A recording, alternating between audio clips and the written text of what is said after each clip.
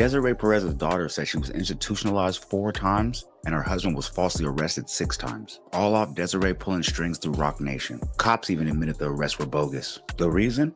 She refused to leave her husband after Desiree told her to cut him off. It's called the Baker Act. Under state law, people can be forced into a facility for a mental health evaluation if, among other reasons, they are a danger to themselves or others. But in a new lawsuit, a South Florida woman says that she was held in mental institutions for nearly 2 weeks for no legitimate reason. And she shared body camera video that she says proves her case and raises questions about how this law meant to protect people can be implemented. NBC6 investigative reporter Amy Bateri takes a closer look. Prevent me from leaving wrong. The incident started on March 27th of last year. So legally, I can't go home. No. Why? Body camera video shows Broward Sheriff's deputies met on the side of the road in Dania Beach. Hello. How's it going? How's it going? By this man. I'm waiting for a car to go by. There's a girl driving it. She's like a kind of mentally unstable person. BSO has not responded to inquiries about who called the deputies there, but it appears they're taking direction from the man in the gray T-shirt. She's heading over here right now. Pinging her or? Yes, they have a GPS on her. He asks deputies to follow him to a nearby parking lot once she arrives. I have a doctor, Dr. Boba from Hollywood Memorial Hospital, who's over there right now waiting for her to show up. And he's going to bake her at me. And when I showed up, it obviously was not an estimate. Demore Hadley says she was lured to that parking lot by someone posing as a potential client for the landscaping company she runs with her then boyfriend, now husband. She said her mom didn't just play dirty. She went full-blown cartel with it. Once she told Desiree she wasn't leaving her husband, that's when things got real grimy. Desiree allegedly stepped in, bailed out her job, then used that same job to apply pressure. And when she still didn't break her, she had him fire her, just to make her financially dependent on her. All that straight from her daughter's mouth. She allegedly had their whole house wired up. Mics, wiretaps, everything. When they moved to escape it, she just bought the house across the street. Now here's the new part. She filed a separate lawsuit against the husband. According to the daughter, Desiree used her Roc Nation email to tell the Miami-Dade PD, "I know you want to drop the charges, but stall it. Keep the pressure on." Miami-Dade later put a memo out saying, "We messed up. Dude was innocent." They even checked Desiree for interfering. Her response? She doubled down, said she stands on it and ain't did nothing wrong.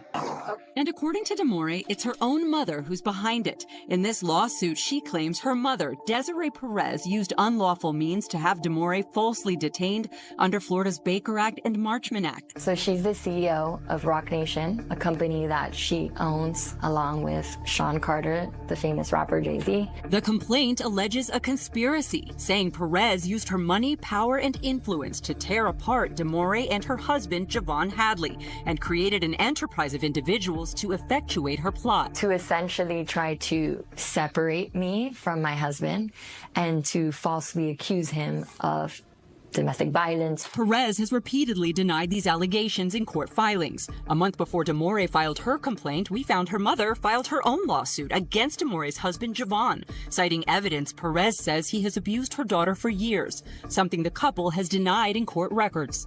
In that lawsuit, Desiree Perez says she moved to Baker Act her daughter, fearing she was at risk of and abusing prescription drugs. I haven't seen anything in my entire 20 years of practicing law that it is so clear that someone did something wrong. Attorney Hilton Napoleon is representing Demore in the lawsuit, which claims Perez harassed the couple for years, including making unfounded claims to get Jovan arrested on multiple occasions for battery and domestic violence, charges prosecutors did not pursue. The state attorney's office wrote a 11-page scathing closeout memoranda, which basically said that her mother made false allegations to the police. In this closeout memo, a prosecutor with the Miami-Dade State Attorney's Office cites Demore's lack of cooperation and raises concerns about some of the evidence and how it was obtained. The prosecutor also wrote Demore was wrongfully Baker Acted last year, something her mother's attorney disputes in this letter challenging many of the memo's other conclusions. All right, look, I pulled up the lawsuit that Desiree Perez filed on her daughter's husband, and it's straight madness. Every single charge they hit bro with got dropped. Cops even doubled back and apologized. Straight up admitted they got it wrong. But Desiree, she kept pushing. Told the cops dude was trafficking his own wife. Said he assaulted her and added even more wild accusations. It started off overprotective mama vibes, but then it turned into a full-blown power trip. See, the couple was living in one of her cribs, but then Desiree bugged the place like she was running her own Fed case. Cameras, mics, 24 surveillance for over a year. After all that spying, she pulled 2 clips that she claimed was abuse and told her daughter to leave him. DeMaurier said nah, and that's when Desiree sent in the Roc Nation goons to have Buddy locked up numerous times for false allegations. The daughter says Desiree faked information. The craziest part? The daughter says Desiree faked evidence, even made a fake audio of her daughter supposedly screaming for help, and then gave it to her therapist to have her institutionalized. But lucky for her, her therapist caught it and said that wasn't even her voice. So now Desiree is being accused of creating fake wiretaps, planting bogus audio, and weaponizing her influence. This ain't no family drama. These is cartel tactics. So look, the husband walks in, right? Daughter got on a red sweatsuit, just chilling. He came in already heated, energy off from the jump. Now here's where it gets weird. If this video legit, bro on some goofy timing. He walks up, looks like he fake throws a punch, real slick. Then he snatches something out of her hand like he's trying to prove a point, then shoves her. Next thing, he launches her into the door, just tosses her. And after that, he dips out the scene like nothing happened. Alright, so I got my hands on one of these wiretap audios that Desiree Perez has been pushing around, the smoking gun, saying this proves that the husband's been laying hands on her daughter. According to her, this audio not only shows that he's been getting physical, but also pressuring her daughter into doing stuff that she doesn't want to do, violating her boundaries straight up. Especially because I know I've been sick. I'm gonna ask you again. You think it's okay to wake up at 9 o'clock and call somebody at 9:30 for a business call? You think that's okay? Look in my eyes and tell me that's okay. Yeah, 30 minutes prior, yeah. She was like, You're going to wake up at 9 o'clock and make a business call at 9:30. yes, I wouldn't do anything else. I would just literally go outside, take me out, and make the call. Now man, I felt grimy for even hearing this. Ain't nobody supposed to have any access to this type of audio. It's a married couple arguing about a 9 a.m. phone call. Now, do I think bro was tripping? Absolutely.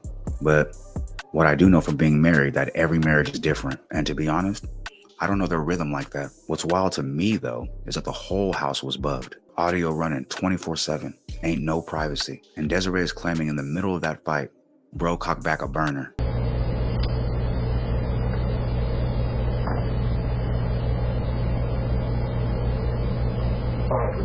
Now, once again, this whole thing feels off. Nobody should be hearing this audio. It's just a husband and wife arguing about a 9 a.m. phone call. Maybe bro overreacted. Maybe he didn't. But they clearly got their own routine. What's foul is that the whole house was bugged. Non-stop recording. No safe space. And she claiming he cocked a gun mid-argument? That's what she's saying. But to me, the whole situation feels invasive and dirty. Change my subbids to 5%. I'll pay you when I want to pay you, because you going to be in the 5%, Demore.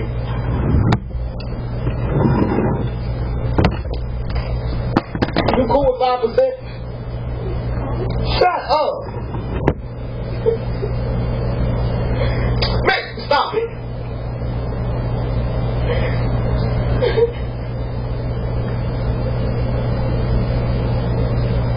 This fake ass crime. I feel like breaking this motherfucker. Everything. Fuck it. Oh, my mama. You know your mama thinks you the dumbest motherfucker ever? No, look me in my eye. Look me what I'm talking to you. Look me in my eye. Look me in my eye when I'm talking to you. No, I'm talking, man. No, I'm talking.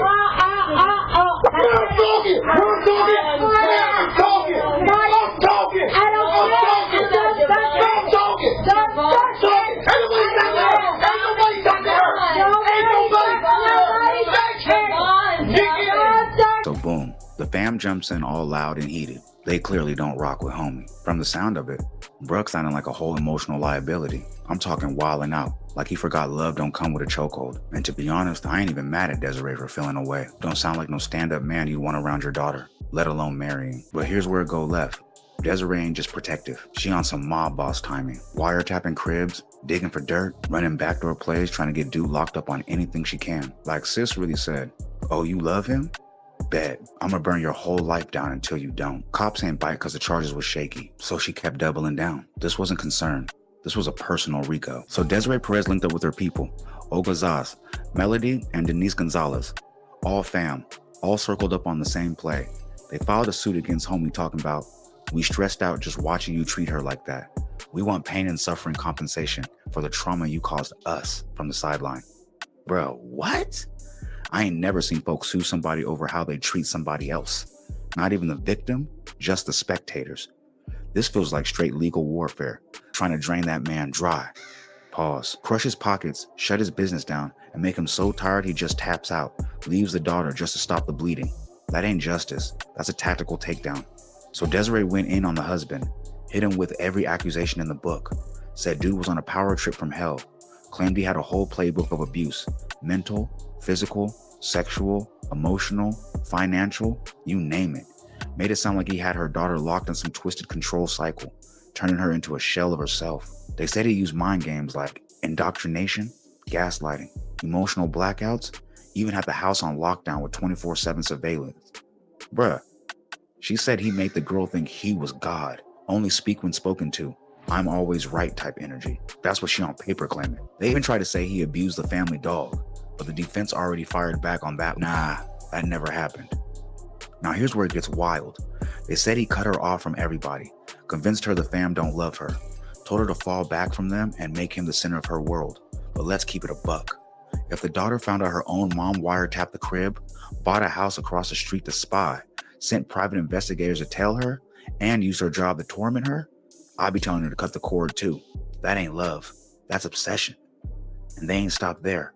They claimed he tore down her confidence, always calling her dumb, saying she ain't worth nothing, comparing her to her mom like she's a knockoff version, even tried to say he was messing with her money, forcing her to beg her family, give up her paycheck, sell her stuff, and even ask permission just to buy a cup of tea.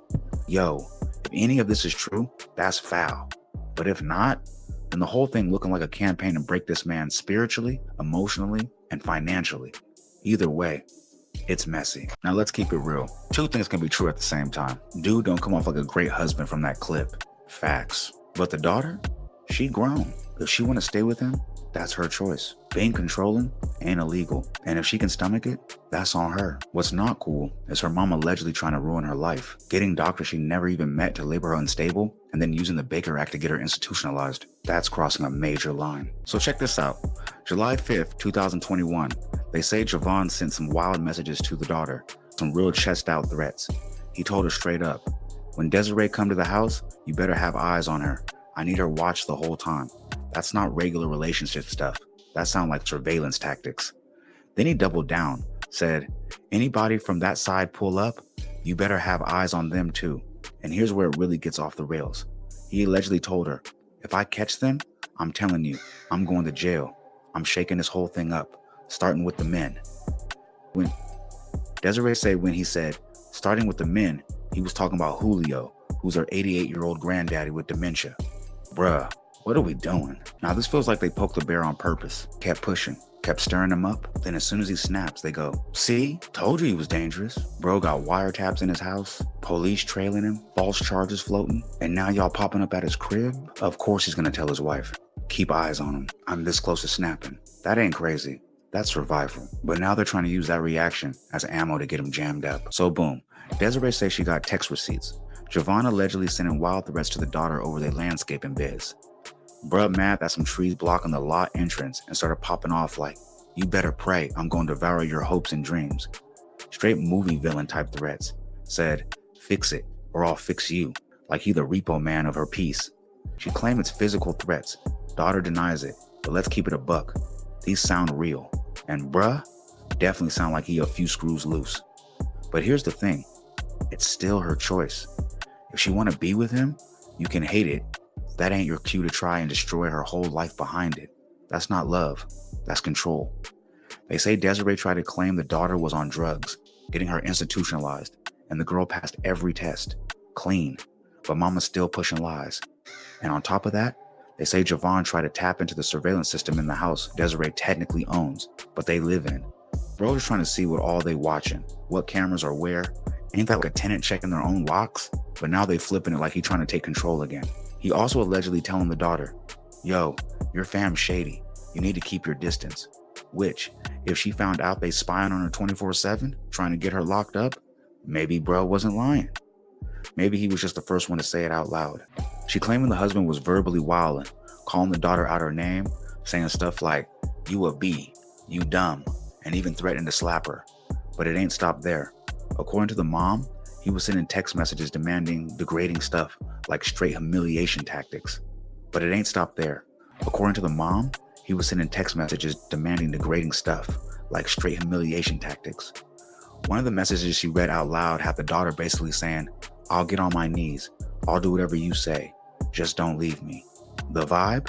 That he had her feeling like she needed to beg just to keep him around. That's how twisted the dynamic got.